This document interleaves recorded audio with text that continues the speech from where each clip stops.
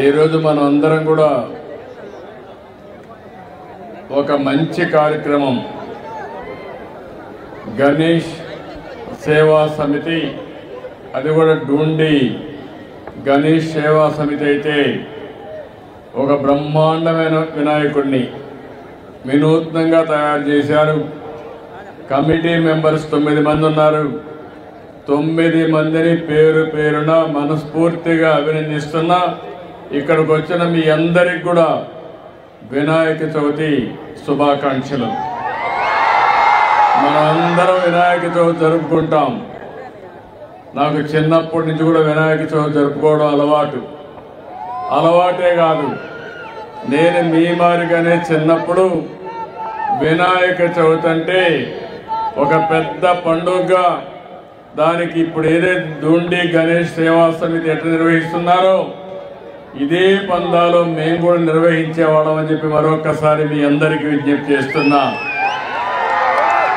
ఈరోజు మనందరికి కూడా సుఖ సంతోషాలతో ఆనందంగా ఉండాలంటే మనం చేసే పనికి ఎలాంటి విఘ్నాలు ఉండకూడదనుకుంటే అవన్నీ తొలగించే శక్తి ఒకే ఒక వ్యక్తికి, ఒక శక్తికి, వినాయకుడికి మాత్రమే ఉన్నాయని చెప్పి మరొకసారి మీ అందరికీ విజ్ఞప్తి చేస్తున్నా.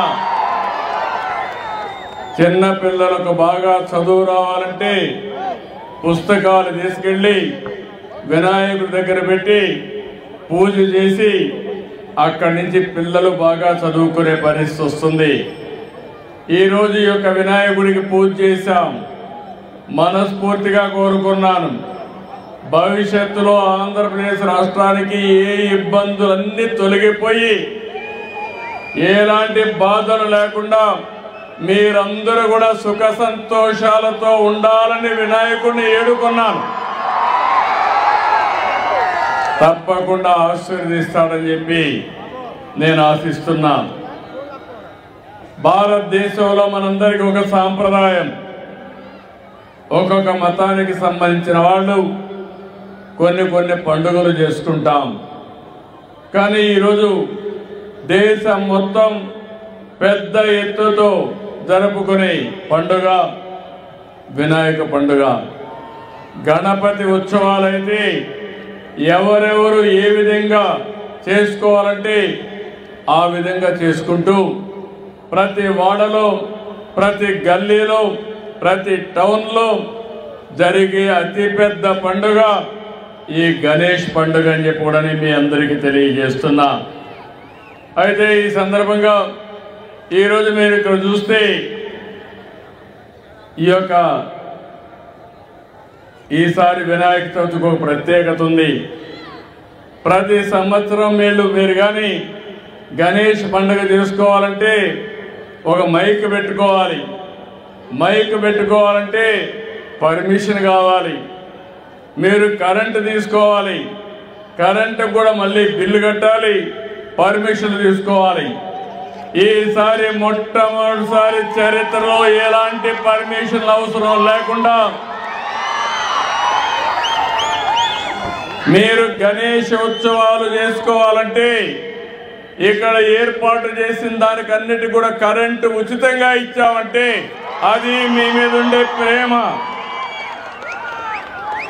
ఇంత మునుపు గణేష్ ఉత్సవాలు జరుపుకోవాలంటే అనేక విఘ్నాలు, అన్ని విధాల ప్రతిఘటించి మీరు జరుపుకునే పరిస్థితి.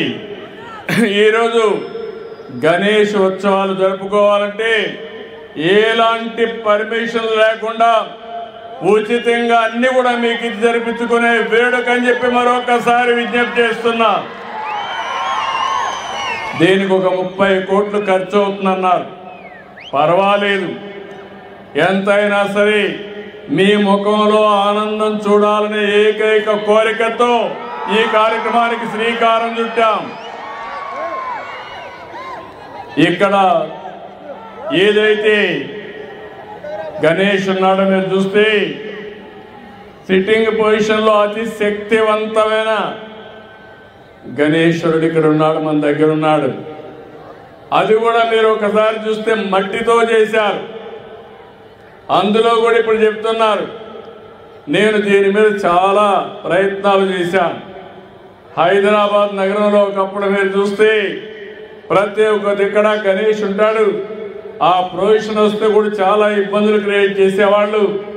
నేను ఒకటే చెప్పాను, గణేష్ ఉత్సవాల్లో ఎలాంటి అపస్కృతి జరగకుండా పూర్తిగా లా అండ్ ఆర్డర్ కాపాడిన బాధ్యత ఆనాడు తెలుగుదేశం ప్రభుత్వాన్ని చెప్పి కూడా నేను మీకు తెలియజేస్తున్నా. ఇక్కడికి వచ్చినప్పుడు ఇక్కడ ఆర్గనైజ్ చేసే వాళ్ళందరినీ కూడా మనస్ఫూర్తిగా అభినందిస్తున్నాం. వివిధ ప్రాంతాల్లో ఏర్పాటు చేశారు.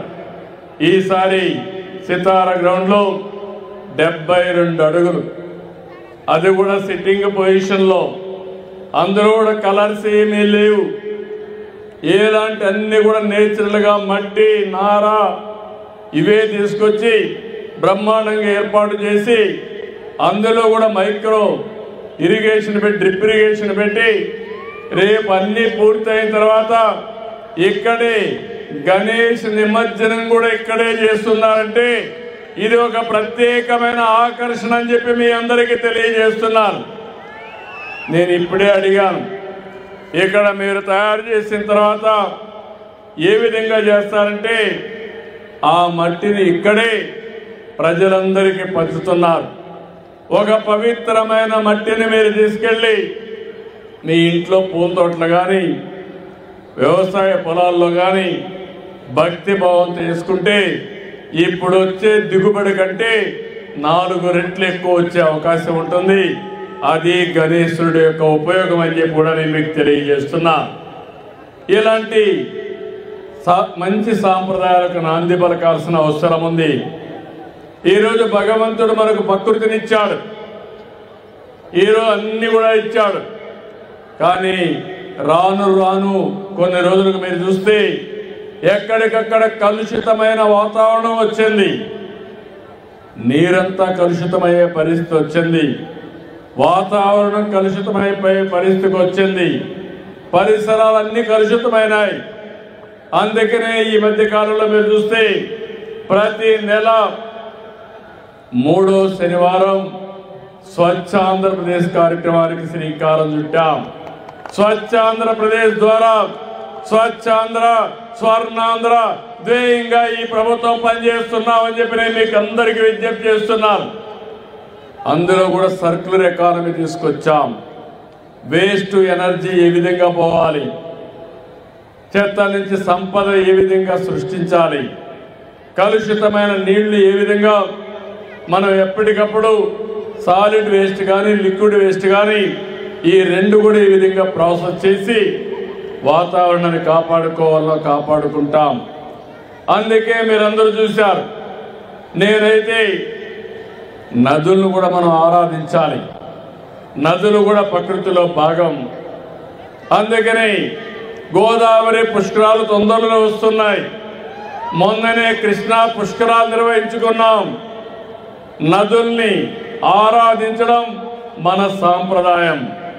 ఈ సంవత్సరం మీరు చూస్తే పోయిన సంవత్సరం చూశాను, ఈ సంవత్సరం చూశాను, వర్షాలు ఎక్కువగా పడ్డాయి. పోయిన సంవత్సరం నేను బాధపడ్డాను, ఈ రోజు అంతా తిరిగాను, ప్రొక్లైన్ పైన కూడా తిరిగి మిమ్మల్ని అందరినీ ఆదుకున్న విషయం బుడమేరు వరదని సమర్థవంతంగా ఎదుర్కొని మళ్ళీ పునరావాసం కల్పించిన పార్టీ.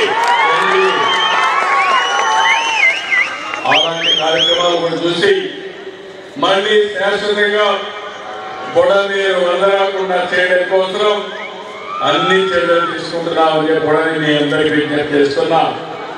ఈ సంవత్సరం అయితే ఇప్పటికే 1500 టీఎంసీ నీళ్లు గోదావరి ద్వారా సముద్రంలోకి వెళ్ళాయి. ఇంకో పక్క కృష్ణా వరదలు కూడా ఈ సంవత్సరం మన ఫలితాంశాల్లో వర్షాలు పడి బ్రహ్మాండంగా వచ్చే పరిస్థితికి వచ్చాయి. ఇప్పటికే 500 టీఎంసీ నీళ్లు సముద్రంలోకి పోయే పరిస్థితి వచ్చింది. రాష్ట్రంలో అన్ని జలాశయాలు పూర్తిగా నీళ్లున్నాయి.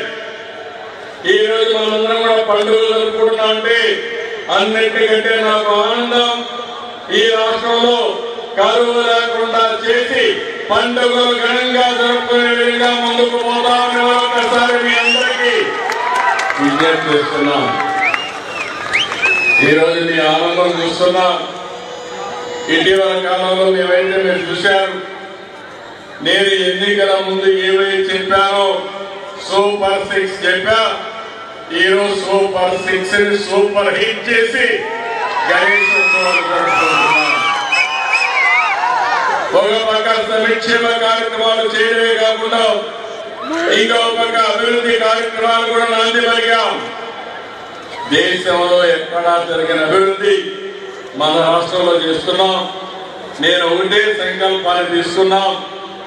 రాబోయే రోజుల్లో ఆంధ్రప్రదేశ్ రాష్ట్రం 2047కి స్వర్ణ ఆంధ్రప్రదేశ్ గా తయారు కావాలని, మీ జీవన ప్రమాణాలు పెరగాలని, మీరు ఆనందంగా ఉండాలని ఏకైక లక్ష్యంతో ముందుకు పోతున్నాం.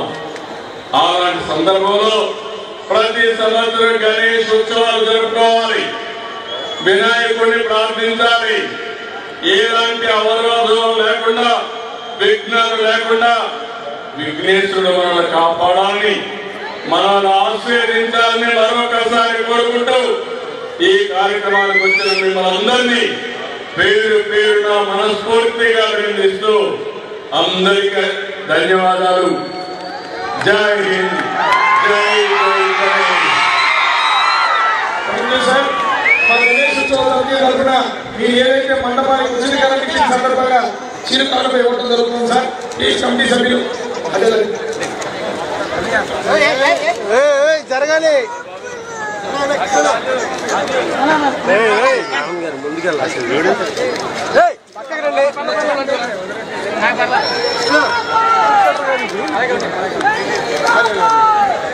సార్ మైక్ ప్లీజ్, మైక్ పక్కకి రండి. నా కొంచెం జరగండి, కొంచెం జరగండి, నా కొంచెం జరగండి.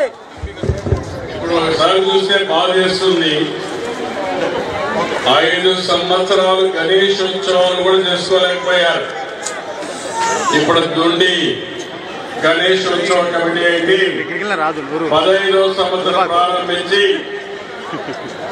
అప్పుడు చేసిన ఉత్సవాలు తప్ప 19-24 ఉత్సవాలు జరుపుకోలేక మళ్ళీ బుడమేరు వరదొచ్చిన ఉత్సవాలు జరుపుకున్నారు. కానీ గత ప్రభుత్వం నిర్వహించుకోలేకపోయారు.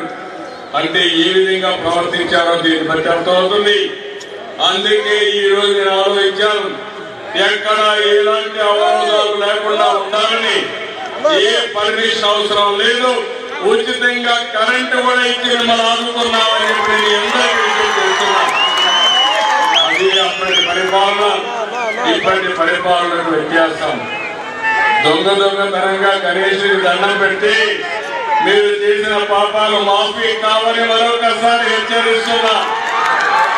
వినాయకుడు అంటే తమాషా కాదు, వడ్డీతో సహా వసూలు చేసి దేవుడు వినాయకుడు అనే విషయం కూడా మీరు గుర్తుపెట్టుకోవాలి. భక్తితో ప్రార్థిస్తే ఎక్కడ అవరోధాలు ఉండవు. అపహాస్యం చేస్తే మాత్రం వాళ్ళ జీవితాల్లో అడుగడుగునా అడ్డంకులే ఉంటాయి. వాళ్ళు ఎప్పుడూ పైకి రారని మరొకసారి హెచ్చరిస్తున్నా. Thank you.